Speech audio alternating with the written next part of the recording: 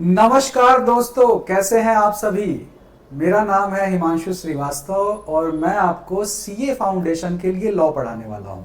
जी हाँ, ये जो लॉ की क्लासेस होने जा रही हैं ये कंप्लीट क्लासेस होंगी, यानी कि ये कोई डेमो वीडियोस नहीं है। यहाँ पर मैं पूरा लॉ आप लोगों को पढ़ाऊंगा, वो भी बिल्कुल फ्री ऑफ कॉस्ट। यहाँ पर जो लॉ है वो कंप्लीट सीरीज आने वाली है from chapter 1 to the final chapter. अगर आप ये सारी क्लासेस ईमानदारी से अटेंड करते हैं, आपको ना ही कोई और क्लासेस देखने की जरूरत पड़ेगी, ना ही कोई नोट्स देखने की जरूरत पड़ेगी, बल्कि लास्ट में जब ये सेशन कंप्लीट हो जाएगा तो हम आंसर राइटिंग भी करेंगे। आपको पूरी तरह से एग्जाम रेडी करवाया जाएगा लॉ के लिए। ठीक है बच्चों, तो सीए फाउंडेशन का जो सिलेबस है लॉ का, उसमें जो पहला चैप्टर है वो है इंडियन रेगुलेटरी फ्रेमवर्क।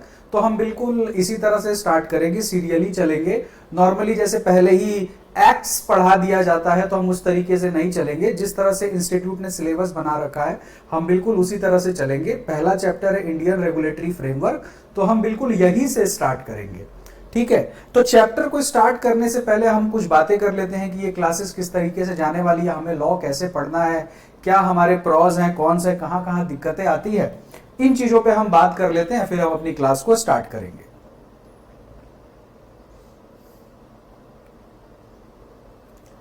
चलिए देखिए, जो आपका बिजनेस लॉ पेपर है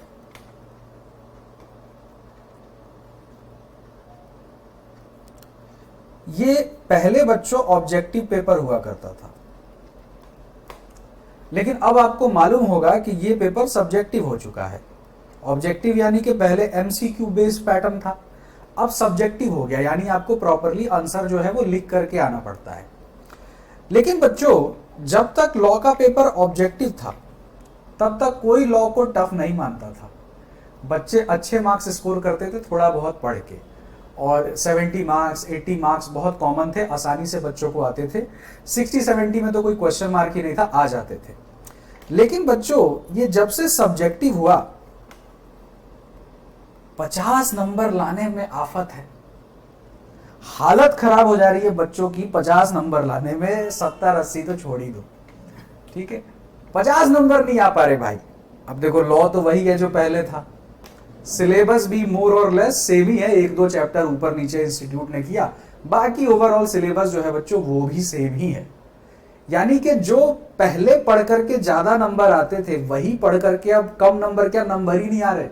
जब से ये सब्जेक्टिव हो गया बच्चों, तो फेल होने की जो संभावना है वो सबसे ज्यादा लॉ में बढ़ गई। बच्चे का सारा पेपर निकल जाता है लॉ को छोड़ के, लॉ में वो परेशान रहता है। लेकिन ये जो परेशानी है सिर्फ एक कारण से आई, ऑब्जेक्टिव से पेपर क्या हो गया, सब्जेक्टिव। बाकी सब कुछ देखिए सेम है, लेकिन आखिर ये ऑब्जेक्टिव से सब्जेक्टिव हो जाना इतनी बड़ी बात कैसे है। तो यही सारी बातें मैं आपको पहले क्लास में ही आपको मैं समझाऊंगा, ठीक है, ताकि आगे के लिए फिर दिक्कत ना आए, है ना। तो जो बातें मैं आपको आज की क्लास में बताने जा रहा हूं, बड़े ध्यान से सुनिएगा, समझिएगा, और इसको थ्रू आउट द लॉ की जो जितनी भी क्लासेस हम लेंगे उसमें आप प्लीज इसे फॉलो करेंगे तो लॉ में आपको समस्या नहीं आएगी। देखिए, लॉ भी बच्चों तो इंग्लिश में ही लिखा हुआ है, अंग्रेजी में ही लिखा हुआ है ना, लेकिन बच्चों ये कोई जनरल इंग्लिश नहीं है। लोग इंग्लिश पढ़ करके हिंदी का अनुवाद करते हैं तो उसे कहते हैं जी ट्रांसलेशन। लेकिन लॉ में ट्रांसलेशन नहीं चलता, लॉ में चलता है बच्चों इंटरप्रिटेशन। अब आप कहोगे सर ये क्या भला है इंटरप्रिटेशन। अब आपको लॉ में एक्चुअली में इंटरप्रिटेशन सीखना चाहिए, पर आप सीखते हैं ट्रांसलेशन। आंसर भी जाकर के करके आते हैं ट्रांसलेशन। भाई नंबर नहीं आएंगे। लॉ को जब तक तुम लॉ की भाषा में नहीं लिखोगे तब तक मार्क्स नहीं मिलेगा। अब देखिए क्या होता है, आप 12th पास करके आते हैं, आपके लिए बड़ा नया सब्जेक्ट है। बाकी जैसे अकाउंट्स आप थोड़ा बहुत फैमिलियर होते हैं, अच्छे खासे फैमिलियर होते हैं, थोड़ा बहुत क्या, इकोनॉमिक्स में भी आप अच्छे खासे फैमिलियर होते हैं, पर लॉ आपके लिए बिल्कुल नया सब्जेक्ट है। तो मालूम है, एक तो जैसे अब क्या होता है ना, हमने कोई चीज पहले से पढ़ी हुई है तो उसको बाद में सुधार लेना मुश्किल है, क्योंकि कमी उसमें पहले ही आ गई। तो कितनी भी कोशिश करें तो वो पुरानी खिचड़ी ना दिमाग से निकलती नहीं है। लेकिन लॉ क्या है ना, आप जिंदगी में पहली बार यहां से पढ़ने जाते हो तो तुम्हारे पास मौका है कि बिल्कुल जीरो से इसको पढ़ोगे ना, आगे ये कभी खराब ही नहीं होगा। पर क्योंकि तुम्हारा फाउंडेशन में ही बेस खराब हो जाता है, इंटर में भी परेशान होते हो, फाइनल में भी परेशान होते हो। सीए में तो लॉ है, फाउंडेशन पढ़ो, इंटर पढ़ो, फाइनल पढ़ो, हर जगह ही है। तो अगर तुम्हारा फाउंडेशन में लॉ बढ़िया होगा तो इंटर में भी तुम्हारे को बहुत मदद करेगा। इंटर में भी ऐसे टफ क्वेश्चन आने लग गए हैं बच्चों के, इंटर में भी लॉ में पास करना इस समय बहुत मुश्किल काम बन चुका है। ठीक है, लेकिन सवाल उठता है सर ये इंटरप्रिटेशन और ट्रांसलेशन से क्या मतलब है, क्या फर्क क्या है दोनों में। देखिए law, why law is different from any other subject, इसको हम समझते हैं। जैसे मैं एक एग्जांपल आपसे लेता हूं, जो एक एग्जांपल लेते हैं, एक शब्द मैं लिखता हूं यहां पे स्टेट। अब स्टेट का मतलब आपने बचपन से सीखा है राज्य, बिहार स्टेट है, दिल्ली स्टेट है, झारखंड स्टेट है, यूपी स्टेट है ना। लेकिन लॉ में बच्चों स्टेट का मतलब होता है आर्टिकल 12 ऑफ द कॉन्स्टिट्यूशन।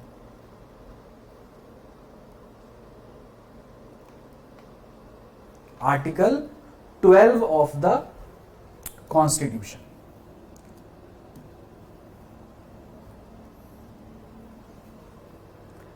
अब देखिए समझते हैं क्या खेल है।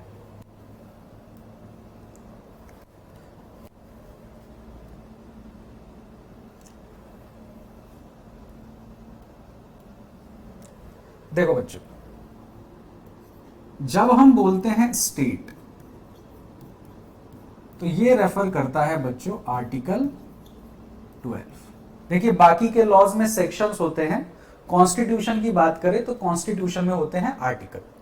ठीक है,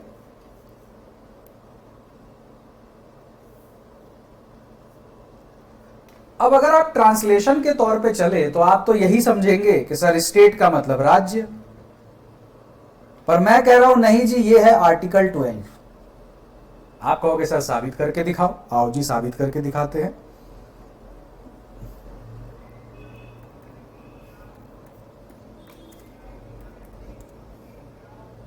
ये लीजिए आर्टिकल 12 ऑफ कॉन्स्टिट्यूशन आ गया। ये लीजिए यहां पे क्या लिखा हुआ आ रहा है, article 12 of Indian Constitution states, in part unless the context otherwise require, the state includes government and parliament of India, legislature of each state and all local other authorities within the territory of India। देखिए यहाँ पे article 12 का मतलब समझा रखा है कि नहीं। देखो क्या लिखा है, स्टेट। यही लॉ में हमें इंटरप्रिटेशन समझना है कि हम समझते हैं सर स्टेट का मतलब है राज्य, पर यहां स्टेट का कोई और मतलब निकल गया। ठीक है, अब देखो आर्टिकल जो हमें मेंशन किया गया है, आप थ्रू आउट आर्टिकल 12 ही पढ़ोगे जहां भी स्टेट लिखा रहेगा, लेकिन इतने डीप में आपका स्टडी मटेरियल आपको नहीं ले गया है। तो आपको नॉर्मली ये पढ़ा दिया जाता है कि जहां भी स्टेट लिखा हो तो स्टेट का मतलब होता है गवर्नमेंट। लेकिन सवाल उठता है कि आखिर कहीं, देखो लॉ में ना सब कुछ लिखा हुआ होता है, तो आखिर कहीं तो लिखा होगा ना कि हम आर्टिकल 12 को, सॉरी हम स्टेट को गवर्नमेंट क्यों मान रहे हैं, क्योंकि ये आर्टिकल 12 में लिखा है। लेकिन अगर आप बच्चों आर्टिकल 12 को ध्यान से देखेंगे तो यहां लिखता है in this part unless the contact otherwise required the state includes, यानी कि ये जो है इंक्लूसिव डेफिनेशन है। अब देखो लॉ में दो तरह की डेफिनेशन होती है, एक इंक्लूसिव डेफिनेशन, एक एग्जॉस्टिव डेफिनेशन। इंक्लूसिव डेफिनेशन का मतलब है कि जो लिखा है ये तो है ही, पर इसमें और भी चीजें ऐड हो सकती है, कोर्ट और भी चीजों को इसमें ऐड कर सकता है, भविष्य में हम चेंजेस ला करके और भी चीजों को हम इसमें ऐड कर सकते हैं। यानी कि अगर कल को सरकार का मन किया कि मुझे डिक्लेयर कर दे स्टेट का पार्ट, तो सरकार मुझे भी स्टेट का पार्ट डिक्लेयर कर सकती है। अगर सरकार को लगा कि आसमान को स्टेट का पार्ट डिक्लेयर करना है तो उसे भी कर सकती है, क्योंकि इंक्लूसिव डेफिनेशन है, इसमें स्कोप छोड़ा गया है एडिशन का एंड सब्सट्रैक्शन का। तो देखिएगा इसमें लिखा हुआ है in this part unless the context otherwise require the state includes government, यानी गवर्नमेंट भी जो है स्टेट का पार्ट है, पार्लियामेंट भी जो है स्टेट का पार्ट है। लेकिन समझने के लिए, क्योंकि आप छोटे बच्चे हैं, तो समझने के लिए टीचर्स आपको कह देते हैं कि भाई जहां भी स्टेट लिखा है तो उसका मतलब है गवर्नमेंट। तो ठीक है, आप अपनी अंडरस्टैंडिंग के लिए इस चीज को दिमाग में रख सकते हैं, लेकिन मैंने आपको सिखाया कि आखिर इंटरप्रिटेशन क्या है। अगर आप इसको ट्रांसलेशन के तौर पे देखोगे तो स्टेट का मतलब तो आप राज्य समझोगे ना। तो लॉ में हमें इंटरप्रिटेशन सीखने होते हैं, यानी जो लिखा है उसके कोर मीनिंग तक जाना कि वो एक्चुअली में कहना क्या चाहता है। लॉ हमेशा याद रखिएगा बच्चों, मेटाफॉर में बात करता है। मेटाफॉर का मतलब है कम शब्दों में ज्यादा बातें कहने की कोशिश करता है लॉ। बात समझ थोड़ा थोड़ा क्लियर हो रहा है? अभी तो जर्नी स्टार्ट हुई है, बहुत सारी बातें सीखेंगे और समझेंगे। अच्छा, एक तो इंक्लूसिव डेफिनेशन होती है, एक होती है बच्चों एग्जॉस्टिव डेफिनेशन। एग्जॉस्टिव का मतलब है कि जो लिखा है वही है, ना इसमें कुछ ऐड हो सकता है, ना इसमें कुछ माइनस हो सकता है। मतलब कि ये परिभाषा, ये जो डेफिनेशन है अपने आप में कंक्लूडेड है, अपने आप में कंप्लीट है, इसमें कुछ ऐड नहीं होगा, कुछ सब्ट्रैक्ट नहीं होगा। लेकिन आर्टिकल 12 की जो डेफिनेशन दी गई है बच्चों कॉन्स्टिट्यूशन में, क्या ये इंक्लूसिव है? The answer is yes. क्या ये एग्जॉस्टिव है? The answer is no. तो थोड़ा बहुत आइडिया लग रहा है कि लॉ क्यों दूसरे सब्जेक्ट से अलग है। चलिए, इतनी बात आपने समझी। तो रेगुलेटरी फ्रेमवर्क का बच्चों मतलब ही यही है कि भारत में कानून किस तरीके से काम करता है, क्या क्या रेगुलेशंस है, लॉज है, यही सारी इसकी बातें हैं। तो पहले मैं आपका एक बेस बना देता हूं ताकि आपको आइडिया लग जाए कि आप आगे क्या पढ़ने वाले हैं। अब क्योंकि बच्चों पहली बार जिंदगी में पढ़ रहे हो तो शुरुआती इस बात से होगी, व्हाट इज लॉ? लॉ आखिर में है क्या? तो देखो, ए जो है, मिस्टर ए जो है बच्चों, मिस्टर बी को जोर से थप्पड़ मार देता है। अब मिस्टर बी रिस्पॉन्स में, भाई अच्छा आदमी है, रिस्पॉन्स में कुछ नहीं बोलता, कहता है कि मैं तुम्हारे अगेंस्ट कोर्ट में जाऊंगा। तो मिस्टर ए कहता है कोर्ट में जाओगे, उससे क्या होगा? तो कोर्ट तुमको सजा देगा। तो कहेगा कोर्ट क्यों सजा देगा? क्योंकि कोर्ट ने ये नियम है, कानून है कि भाई आप किसी को थप्पड़ नहीं मार सकते। तो क्योंकि अब मिस्टर बी के पास ये अधिकार है कि वो मिस्टर ए को सजा दिलवा सकता है, तो ये सजा दिलाने का जो प्रावधान है ये कहां से आया? लॉ से आया। लॉ बच्चों जन्म देता है सैंक्शंस को। सैंक्शंस का मतलब होता है पनिशमेंट्स। अब ये जो पनिशमेंट्स है बच्चों, कई बार जेल के तौर में आता है, पेनाल्टीज के तौर में आता है, डैमेजेस के तौर में आता है, कॉम्पनसेशन के तौर पे आता है, अलग अलग तरीके के सैंक्शंस हैं। ठीक है, अब यहां पर सोच करके देखो कि अगर बी को थप्पड़ मारा गया और बी के पास अपना बचाव करने के लिए कुछ भी नहीं है, तो ए तो रोज थप्पड़ मारेगा बी को, यस और नो? तो बी कहता है भाई एक बार मार दिया, दोबारा नहीं मार सकते हो, क्योंकि मुझे प्रोटेक्ट करने के लिए कौन है? लॉ। समझ आ रही है बात? तो लॉ को बोला जाता है बच्चों set of rules and regulations made to regulate the behaviour of the society. अभी धीरे धीरे आराम से समझेंगे। आप तो ये पहली बार पढ़ने जा रहे हैं तो ज़्यादा घबराने की ज़रूरत नहीं है। देखो,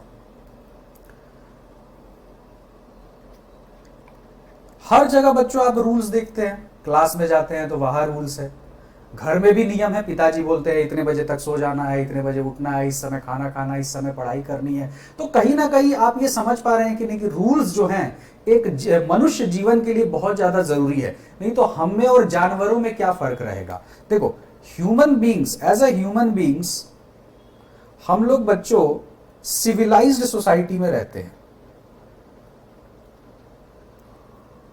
जब हम एक सिविलाइज सोसाइटी में रहते हैं तो हमसे ना समाज के कुछ एक्सपेक्टेशंस हैं कि आप एक दूसरे का रिस्पेक्ट करते हैं, तमीज से बात करते हैं, कोई किसी के साथ गलत नहीं कर सकता है, अगर गलत करेगा तो उसके अगेंस्ट एक्शन लिया जा सकता है।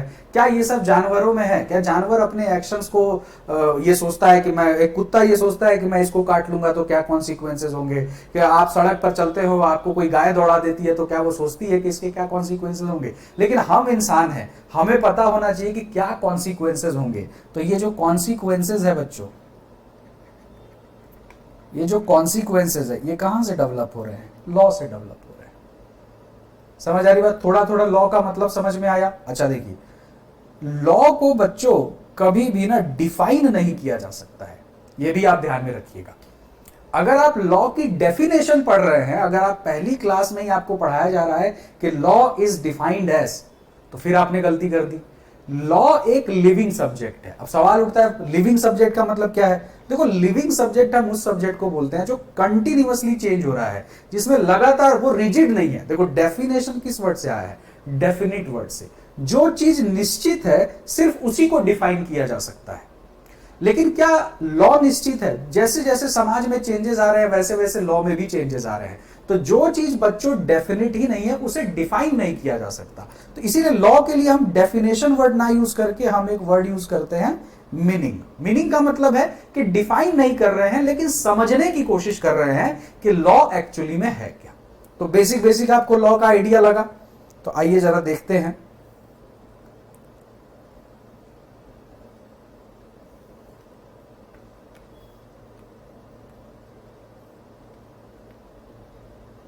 देखिए, जब मैं कहता हूं व्हाट इज लॉ,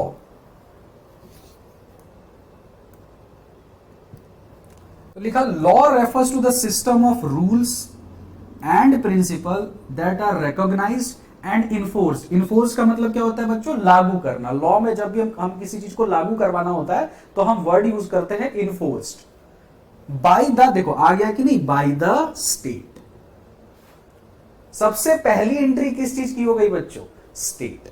लेकिन अब आप जानते हैं सर, स्टेट का मतलब यहां पे राज्य नहीं है।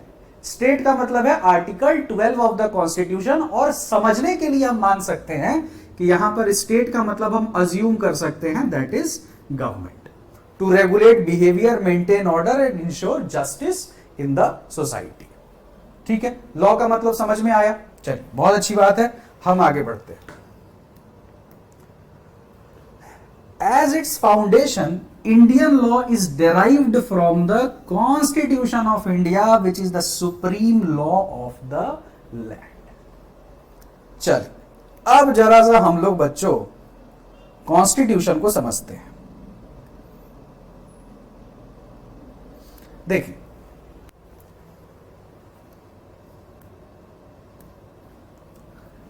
भारत में जो सुप्रीम लेजिस्लेशन है,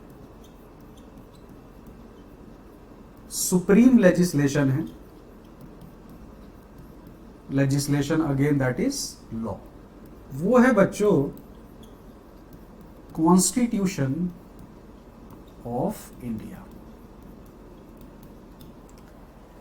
लेकिन आखिर ये कॉन्स्टिट्यूशन है क्या? देखो, कॉन्स्टिट्यूशन को आप कह सकते हो it is rule book of the citizens.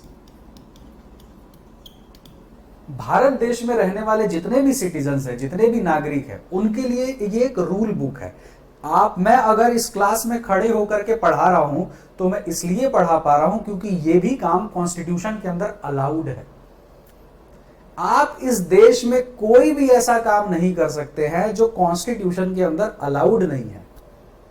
आप बाहर निकल रहे हैं, that is allowed in constitution. आप कहीं घूमने जा रहे हैं, that is allowed in constitution. आप किसी के साथ कॉन्ट्रैक्ट कर रहे हैं, that is allowed in constitution. आप किसी का मर्डर नहीं कर सकते हैं, नॉट अलाउड इन कॉन्स्टिट्यूशन। तो देखिए, जितने भी लॉज बनते हैं they all are part of the constitution. जैसे देखो, भारत में कानून है आईपीसी, इंडियन पिनल कोड, लेकिन अब आईपीसी बच्चों रिप्लेस हो चुका है बीएनएस। नया कानून आ चुका है भारतीय न्याय संहिता 2023। लेकिन स्टडी मटेरियल में बच्चों बीएनएस नहीं लिखा हुआ है। स्टडी मटेरियल अपडेट नहीं किया इन्होंने या जो भी है, उसमें अभी भी आईपीसी ही लिखा हुआ है। लेकिन अब आईपीसी रिप्लेस हो चुका है बच्चों किससे? बीएनएस। तो देखिए, ये जो बीएनएस कानून बना, ये भी अपने आप में एक पूरा का पूरा कानून है, लेकिन ये भी किसके अंडर है? Constitution of India. और भी सिंपल एग्जांपल लेते हैं, जैसे कि हम जब एक शब्द होता है बच्चों कॉन्ट्रैक्ट, तो बचपन से आप सुनते आए होंगे कॉन्ट्रैक्ट कॉन्ट्रैक्ट कॉन्ट्रैक्ट। वैसे तो पूरा का पूरा कॉन्ट्रैक्ट एक्ट आपके सिलेबस में है, लेकिन जैसे आप मेरे से कहते हो सर मेरा मोबाइल खरीदोगे, मैं कहा 20,000 में खरीदूंगा, कॉन्ट्रैक्ट हो गया। सर आप मेरी जमीन खरीदोगे, हाँ जी खरीदूंगा 10 लाख में, कॉन्ट्रैक्ट हो गया। ये सब अलाउड है। सर क्या आप मुझे खरीदोगे? मैं कहा है, तुमको खरीदोगे। अब देखो, इंसानों को खरीदना और बेचना अलाउड नहीं है। इसको हम बोलते हैं बच्चों ह्यूमन ट्रैफिकिंग। इसको हम बोलते हैं ह्यूमन ट्रैफिकिंग। इंसानों को हर चीज का आप खरीद बेच कर सकते हैं, हर चीज का आप कॉन्ट्रैक्ट कर सकते हैं, लेकिन आप इंसानों को खरीदने और बेचने का कॉन्ट्रैक्ट नहीं कर सकते हैं।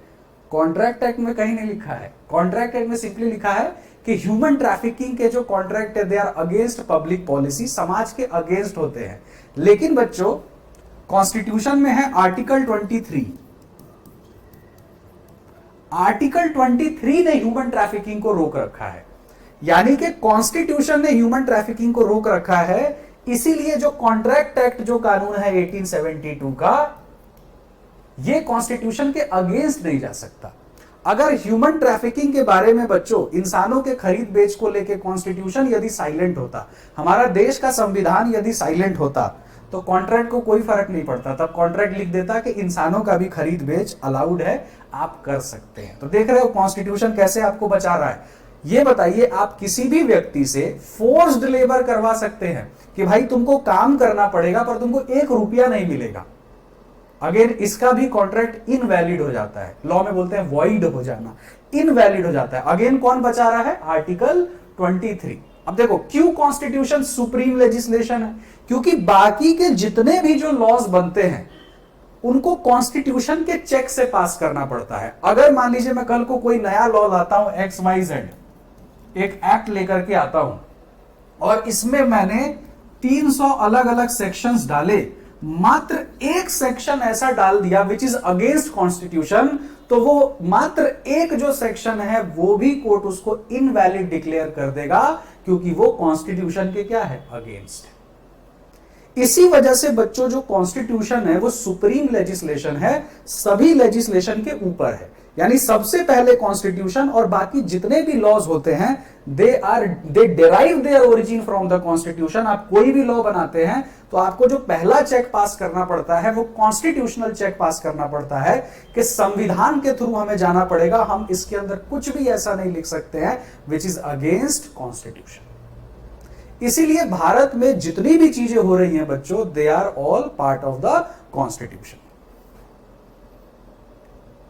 तो देखिए यहां पे क्या लिखा, as its foundation Indian law, कोई भी इंडियन लॉ होगा वो डिराइव करेगा अपने आप को कहां से बच्चों? कॉन्स्टिट्यूशन ऑफ इंडिया से, which is supreme law of the land. लेकिन बच्चों एक बात बताओ, कॉन्स्टिट्यूशन में क्या कोई ऐसी बात लिखी जा सकती है which is against the fundamental right? नहीं, बिल्कुल भी ऐसा नहीं लिखा जा सकता। कॉन्स्टिट्यूशन ही है बच्चों जिसने आपको और मुझको बचा रखा है, नहीं तो हमारे नेता मंत्री तो कब का हमें पता नहीं कहां ही पहुंचा देते। तो आज भी हमारा संविधान इतना ताकतवर है जिसने आपको और मुझको सुरक्षित रखा हुआ है। तो याद रखिएगा, हर लॉ का जो सोर्स है दैट इज कॉन्स्टिट्यूशन। समझ आ गई बात? कॉन्स्टिट्यूशन बच्चों हम लोगों ने 26 नवंबर 1949 को अडॉप्ट कर लिया था, लेकिन ये बच्चों लागू हुआ था 26 जनवरी 1950। यानी कि बच्चों 26 नवंबर 1949 को संविधान बन के रेडी था, हमने उसे अपने आप को अडॉप्ट भी कर लिया था, लेकिन ये जो एप्लीकेशन में आया हमारे ऊपर जो लागू हुआ ये हुआ 26 जनवरी 1950 से।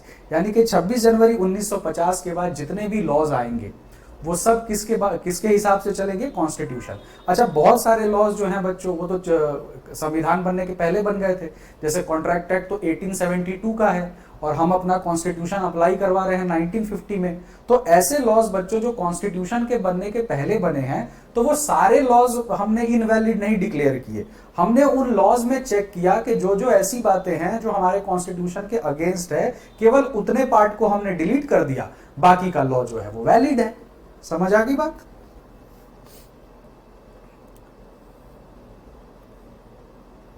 चलिए, every other law made by parliament, state legislature और अथॉरिटीज मस्ट कन। पार्लियामेंट अगर कोई कानून बनाता है, स्टेट लेजिस्लेचर अगर कोई कानून बनाता है, ये सभी लोगों को किसके हिसाब से चलना पड़ेगा? कॉन्स्टिट्यूशन के हिसाब से चलना पड़ेगा। अब आइए जरा पार्लियामेंट को समझ लेते हैं।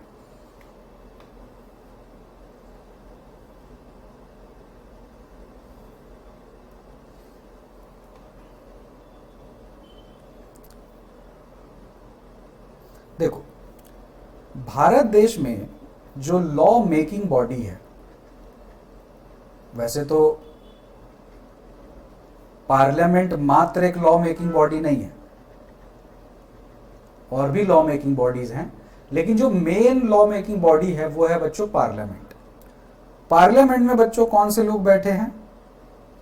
मेंबर ऑफ पार्लियामेंट, एमपीज बोलते हैं ना। अब इसमें दो हाउस होते हैं, एक को बोलते हैं लोकसभा और एक को बोलते हैं बच्चों राज्यसभा।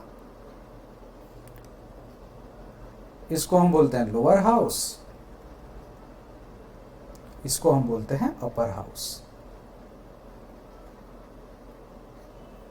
इधर लगभग 550 लोग बैठे हैं, इधर 250। ये टोटल स्ट्रेंथ हो गया।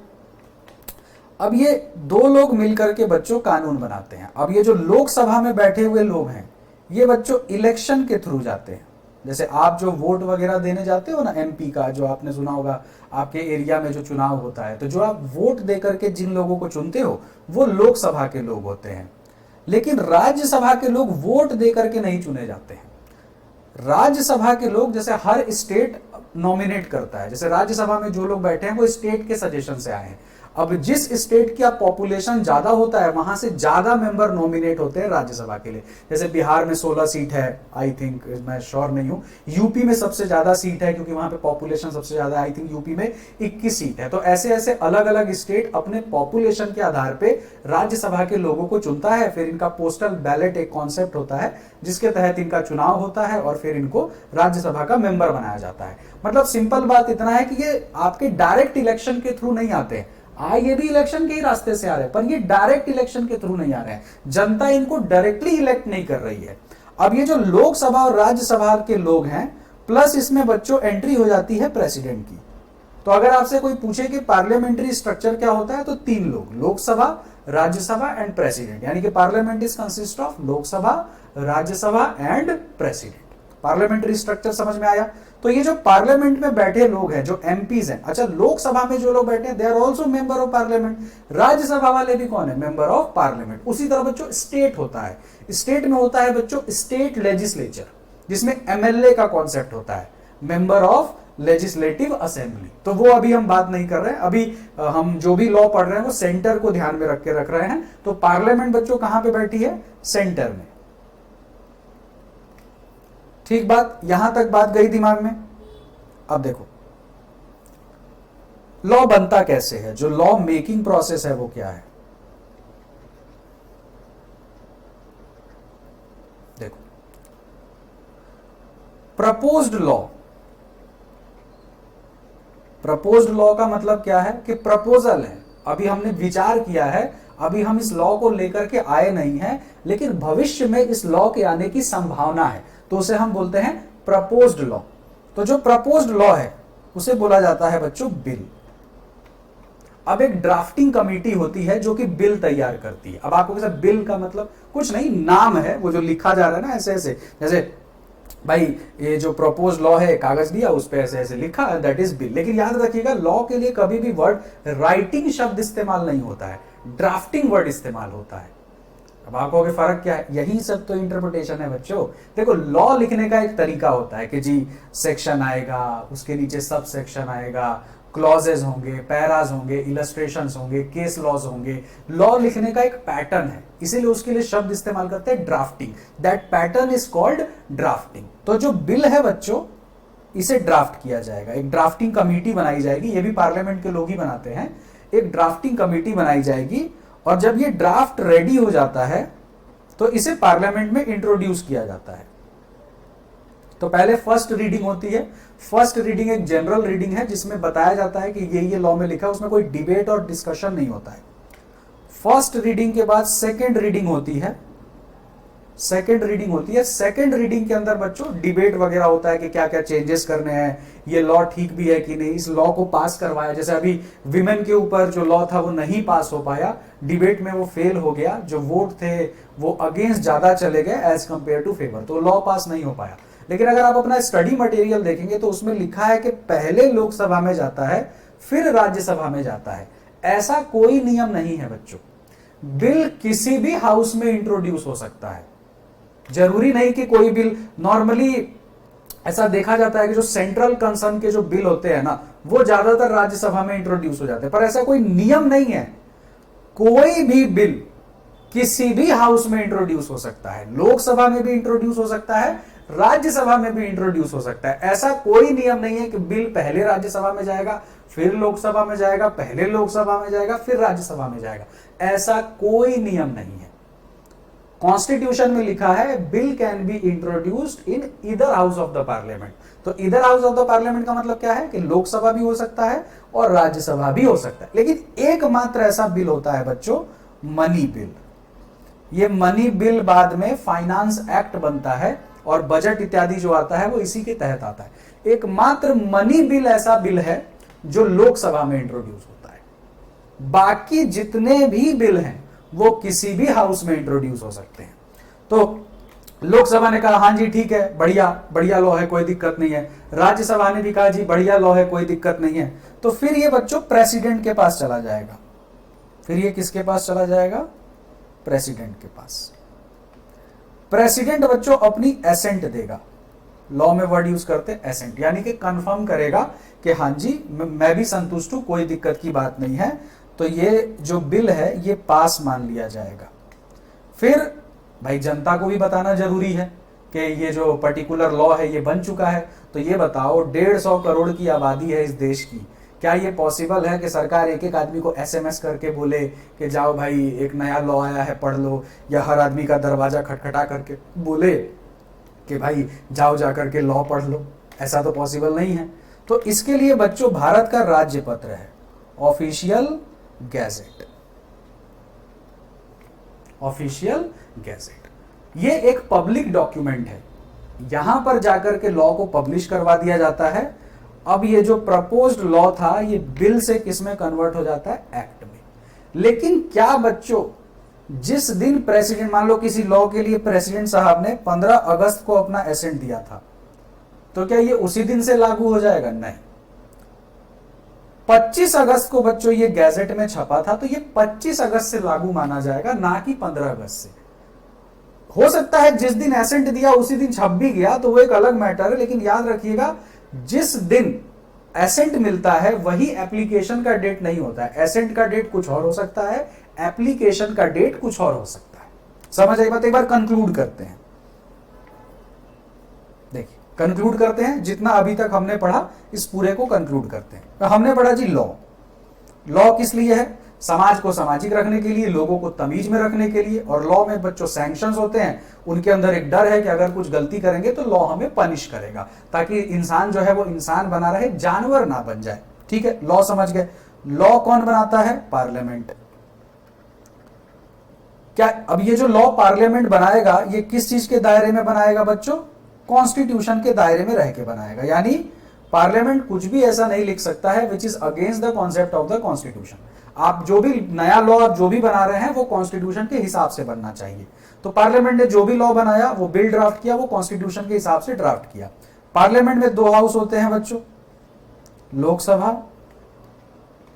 राज्यसभा।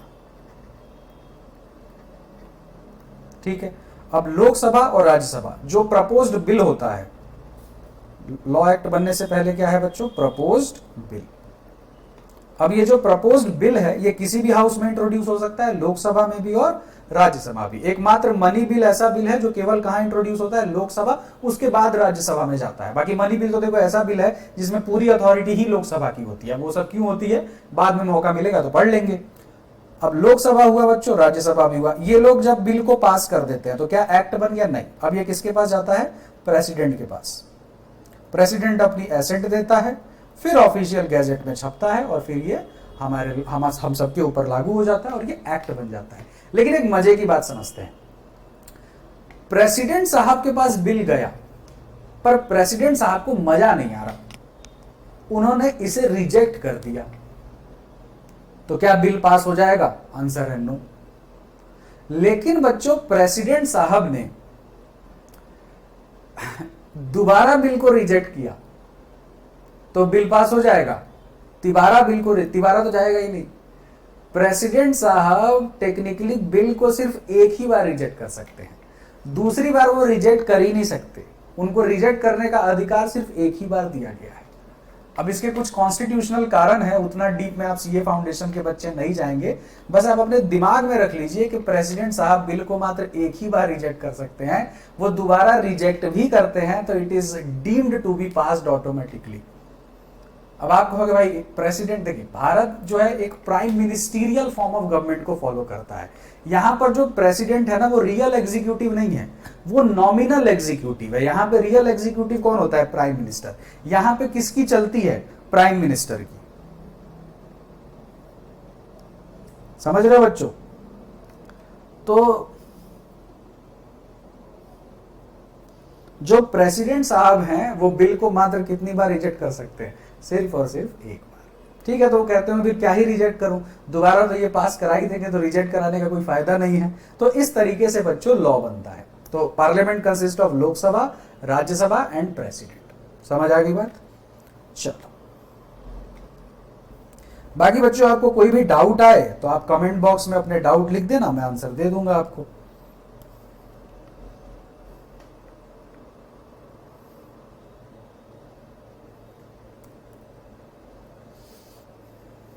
तो देखिए कॉन्स्टिट्यूशन के लिए क्या शब्द इस्तेमाल किया? तो constitution is the highest law of the country. Highest law क्यों है? क्योंकि बाकी सारे लॉ इसके अंडर आ रहे हैं, ये दूसरे लॉ के अंडर नहीं जा रहा। कॉन्ट्रैक्ट कहता है कि जी तुम हमारे अंडर नहीं हो, कॉन्स्टिट्यूशन कहेगा जब मार तबे तेरे को मेरे अंडर होना है। समझ आ रही है बात? इसीलिए क्या highest law of the country, it lays down the framework for how India is govern and define rights and duties of its citizens. The constitution is the supreme legal document है, supreme यानी कि सबसे ऊपर का, that establishes the structure of government, distribution of power, guarantees right to citizen. It is the rule book that tells how the country runs. चलिए, अब ये कुछ आपके स्टडी मटेरियल में दिया है, तो हो सकता है एग्जाम में क्वेश्चन आ जाए, इस वजह से हम इसे भी कवर करेंगे। अगर हम एंशिएंट लॉज की तरफ से जाए, यानी कि अगर हम ट्रेस करें कि लॉ का जन्म कहां से हुआ, वैसे तो ये भी कंप्लीट आंसर नहीं है, पर स्टडी मटेरियल में बच्चों यही दिया है, और क्योंकि हम सीए फाउंडेशन को टारगेट करके पढ़ रहे हैं तो हम इसे ही पढ़ेंगे। तो आपके सीए फाउंडेशन में दो एंशिएंट लॉज के बारे में डिस्कशन है। एक है बच्चों कोड ऑफ हम्मुराबी और एक है 12 टेबल।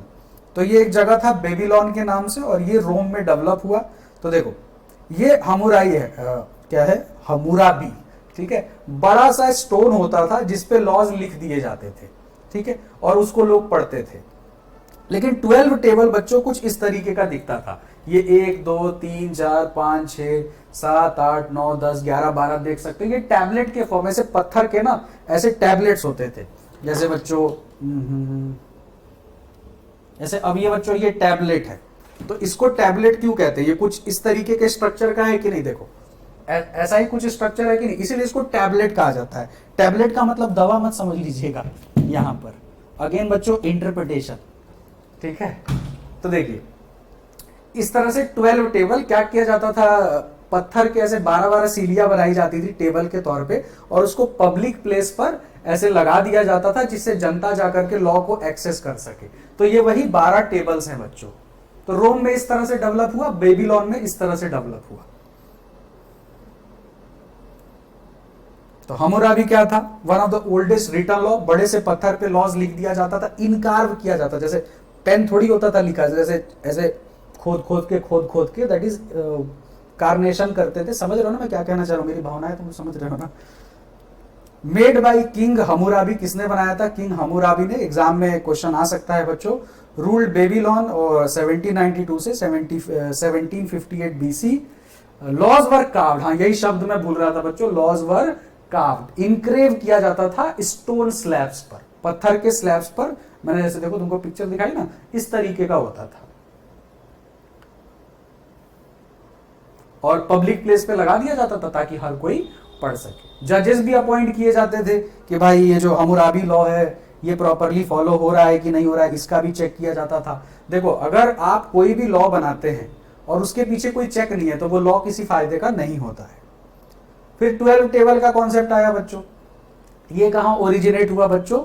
ये रोम में इंट्रोड्यूस हुआ 450 में, और 12 ब्रॉन्ज टैबलेट्स हैं बच्चों, उस पे ये लिखा गया, placed in public so all citizen know the law. Protected people rights and justice, laws were changed over time as needed. ठीक है, तो ये सारी बातें हैं, ध्यान में रखिएगा, बस ये याद रखने के पर्सपेक्टिव से है, ज्यादा इसमें कुछ समझने जैसा नहीं है। अब आइए पार्लियामेंट, तो पार्लियामेंट में आपको बता ही दिया था, parliament is the law making body of India. It consist of president, Lok Sabha and Rajya Sabha. तो ये आपको एक्सप्लेन कर ही दिया है, आपको लॉ मेकिंग प्रोसेस भी आपको बता दिया। स्टेप 1 क्या होता है बच्चों, ड्राफ्टिंग ऑफ बिल, सबसे पहले बिल ड्राफ्ट किया जाता है, फिर पहली रीडिंग होती है, तो फर्स्ट रीडिंग में बच्चों हम केवल मतलब रीडिंग इंट्रोड्यूस किया जाता है, कोई चेंजेस कोई डिबेट ये सब नहीं होता है। फर्स्ट रीडिंग बस इसलिए होता है कि लोगों को पता चल जाए कि भाई क्या क्या बातें इसमें लिखी गई है। ये नहीं कि जिस दिन इंट्रोड्यूस हुआ उसी दिन लड़ाई झगड़े चालू हो गए, उस दिन हम कुछ नहीं करते, उस दिन सब बढ़िया रहता है। ठीक है, फिर उसके बाद जो सेकंड रीडिंग होती है उसमें डिबेट डिस्कशन, सर फोड़ने वाला जो काम होता है, जी ये गलत है, ये सही है, नहीं नहीं ये तो ये अधिकार छीन रहा है, हम नहीं मानते, टेबल ठोकना, चेयर फेंकना, ये सब बच्चों थर्ड स्टेप में होता है, सेकंड रीडिंग में होता है। ठीक है, फिर अब बिल को पास कराने के लिए बच्चों वोट दिया जाता है, तो वोटिंग इत्यादि होता है।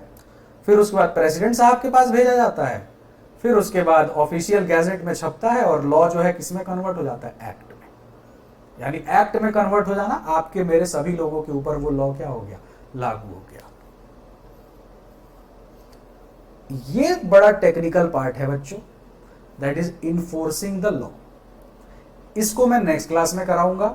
अभी आप यहां तक अपने जो भी फीडबैक है कमेंट में दीजिएगा, आपको कितना समझ आया नहीं समझ आया। यहां से ये जो इन्फोर्समेंट वाला पार्ट है ये इंटायरली डिफरेंट टॉपिक है, इसको मैं नेक्स्ट क्लास में कवर करता हूं।